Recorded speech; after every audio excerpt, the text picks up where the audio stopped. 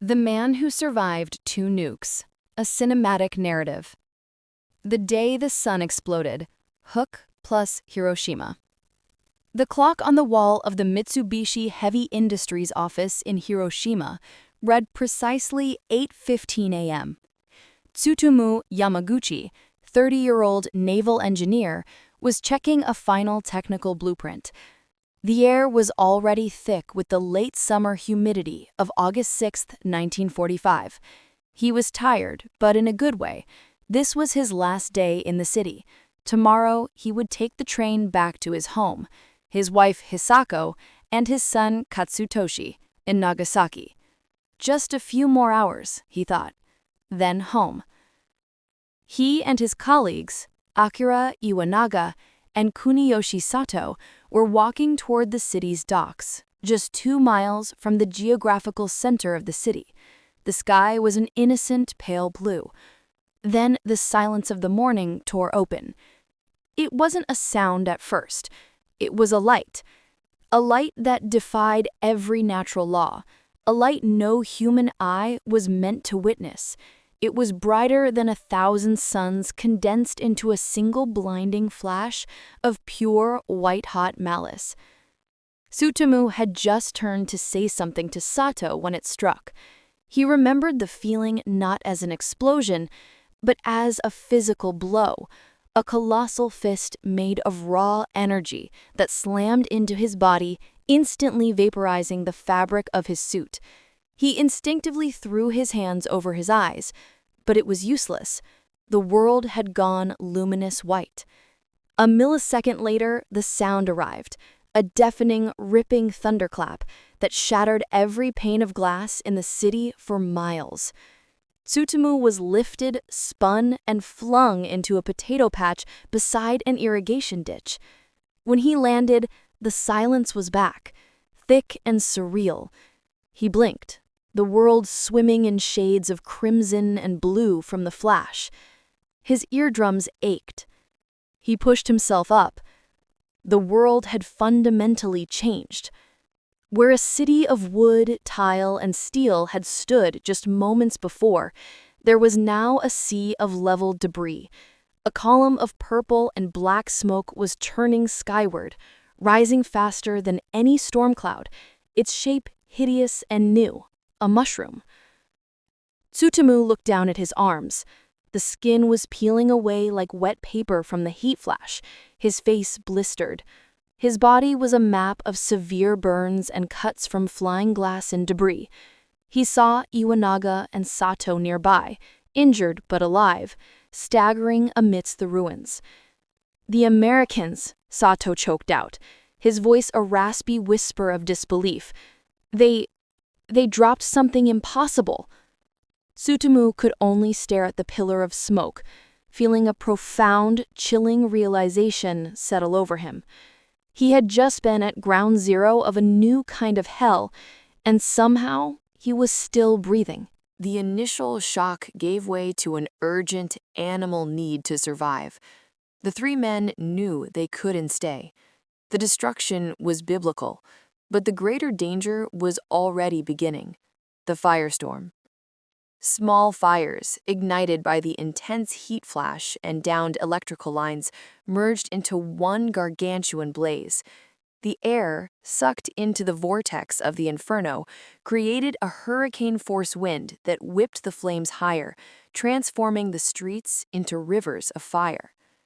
Tsutomu, leaning heavily on Iwanaga, stumbled past the dead and the dying. The screams were everywhere. A choir of the initial shock gave way to an urgent, animal need to survive. The 3 men knew they couldn't stay. The destruction was biblical, but the greater danger was already beginning: the firestorm. Small fires, ignited by the intense heat flash and downed electrical lines, merged into one gargantuan blaze. The air, sucked into the vortex of the inferno, created a hurricane-force wind that whipped the flames higher, transforming the streets into rivers of fire. Tsutomu, leaning heavily on Iwanaga, stumbled past the dead and the dying. The screams were everywhere, a choir of unimaginable agony. People were unrecognizable, their hair burned off, their faces melted, many stumbling naked, their clothes burned away. He remembered seeing a woman clutching a charred doll, her eyes wide and vacant. He found shelter in a bomb-proof air raid shelter near the Mitsubishi offices. Inside, it was pitch black, hot, and filled with dozens of traumatized, wounded souls. The air was thick with the metallic smell of blood and the choking dust of pulverized city. For a man accustomed to the precision of engineering, the chaos was a mental breakdown. Yet, his engineer's mind clung to a single, rational thought. I am in pain, but I am functional. I must get home. That night in the shelter was an eternity. The city outside roared. Tsutomu's skin felt taut and searingly painful. He tended to his wounds with what little water they had, trying to pick out the small shards of glass still embedded in his arm and torso. The light of the fires flickered through the cracks, casting dancing shadows of terror on the shelter walls. He had no idea what the weapon was, only that it was powerful enough to erase a city. His only driving purpose was Nagasaki, his wife, his son.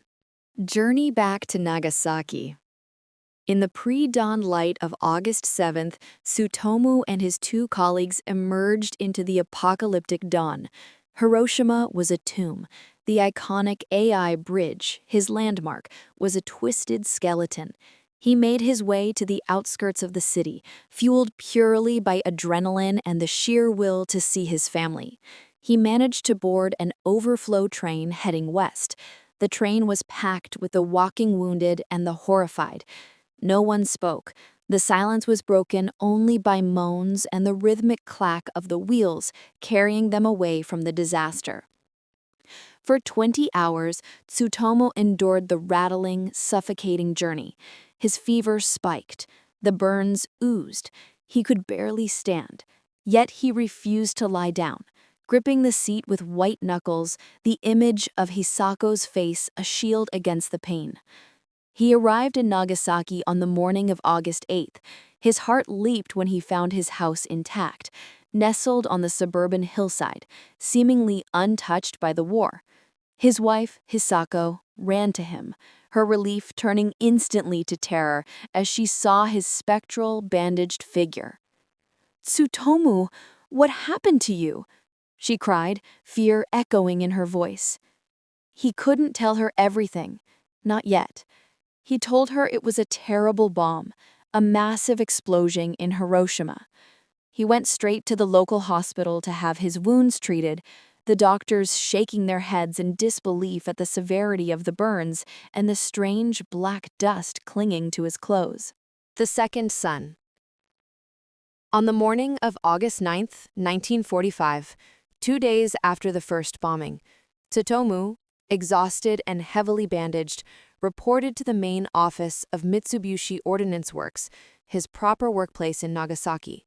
He was obligated to report for duty, however wounded. His section chief, a stern man in his 50s, demanded an explanation for his condition. Tsutomu, standing before him, was trembling, his face drawn with fatigue, his wounds screaming. He began to explain the Hiroshima bomb, the light, the heat, the power. It was like the sun fell out of the sky. He rasped, struggling to find the words to describe the unbelievable. "It's an absolute weapon, sir. It wiped out the whole city." The chief listened with skepticism. "Yamaguchi," he said dismissively, "you're a naval engineer, a sensible man. A single bomb destroying an entire city? That's hysterical American propaganda. You've clearly been shell-shocked." It was precisely 11:02 a.m. Tsutomu was in the middle of describing the mushroom cloud when, for the second time in 3 days, the light came. This time he was indoors, a mile and a half from the new hypocenter. The building shuddered with a violent, impossible force. Every window blew inward, showering the room with deadly shards. The air was instantly pressurized, then depressurized. Tsutomu, propelled by an uncanny sense of dread and muscle memory, dived to the floor an instant before the blast wave hit. He was thrown, but the concrete walls of the building held. He pulled himself up, coughing through the rising dust. His fresh bandages were soaked through with blood and sweat. He stumbled to the shattered window and looked out toward the city center. Rising into the sky was the exact same hideous, demonic column, the mushroom cloud. It was a repeat of his nightmare, but this time he was at home. There, Tsutomu whispered, pointing his blistered finger at the cloud, his voice raw with terror and vindication. That is the bomb, sir. The ghosts of two cities. The immediate aftermath in Nagasaki was a desperate scramble. Tsutomu, now injured for a second time, miraculously found Hisako and Katsutoshi alive. They had been exposed to the blast, but were sheltered and suffered only minor injuries. The days that followed were a blur of rain, fire, and the pervasive fear of the invisible killer, radiation. Tsutomu's symptoms worsened dramatically. His hair fell out, he vomited incessantly, a symptom of the strange sickness that plagued thousands. His high fever persisted, his eyes burned, and his already catastrophic burns became infected. He was a ghost, moving through a city of ghosts. He walked the smoking ruins, seeking aid and refuge, his body carrying the invisible scars of 2 atomic blasts.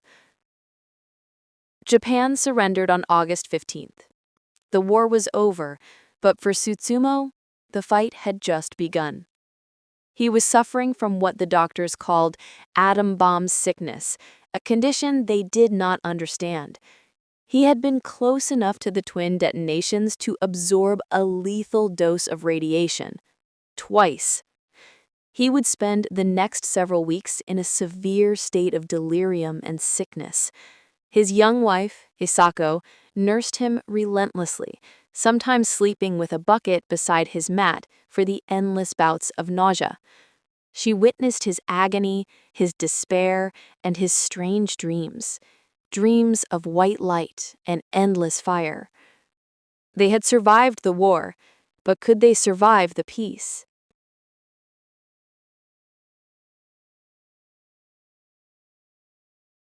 The world's luckiest man or unluckiest soul. As the years passed, Tsutomu's physical health eventually stabilized, but his identity was forever scarred. He was one of the hibakusha, the explosion-affected people. He often battled the internal debate. Was he the luckiest man alive, spared by fate from 2 world-ending events? Or was he the unluckiest, cursed to witness and survive the destruction of 2 cities, carrying the weight of their dead? He resumed his career as an engineer, but the emotional burden was immense. For decades, he kept his story quiet. The Japanese government initially focused on the living hibakusha of a single city. To admit he survived both was to invite scrutiny, disbelief, and the stigma of radiation sickness. For years, he was known simply as a Nagasaki survivor. He married an engineer's life with a survivor's trauma. He raised his family, including 2 more daughters, but the invisible wound of the bombs, the fear of cancer, the genetic damage, the profound loss, never truly healed. His wife, Hisako, suffered decades of ill health linked to her exposure. It wasn't until the 2000s that Tsutomu, now an elderly man, finally decided to speak out fully. He realized his survival wasn't a curse to hide, but a testament to issue. In 2009, the Japanese government officially recognized Tsutomu Yamaguchi as the only person officially certified to have survived both the Hiroshima and Nagasaki atomic bombings. The certification gave a name to his unique fate, Niju Hibakusha, the twice-bombed person. The official certification. On March 24, 2009, the Nagasaki city government formally recognized Tsutomu Yamaguchi as having survived both the Hiroshima and Nagasaki atomic bombings. This was a momentous achievement. It was more than a technicality. It was the validation of an impossible life. The certificate cemented his status as a historical singularity, the official embodiment of the full nuclear catastrophe. "My double exposure is now official," he stated shortly after receiving the certification. "It can tell the younger generation the terrifying history of the atomic bombings even after I die." Legacy of a survivor, the global witness. With his status affirmed, Tsutomu, though frail, dedicated his final years to becoming an international advocate for peace. His testimony was the most powerful anti-nuclear statement in the world. The message to the world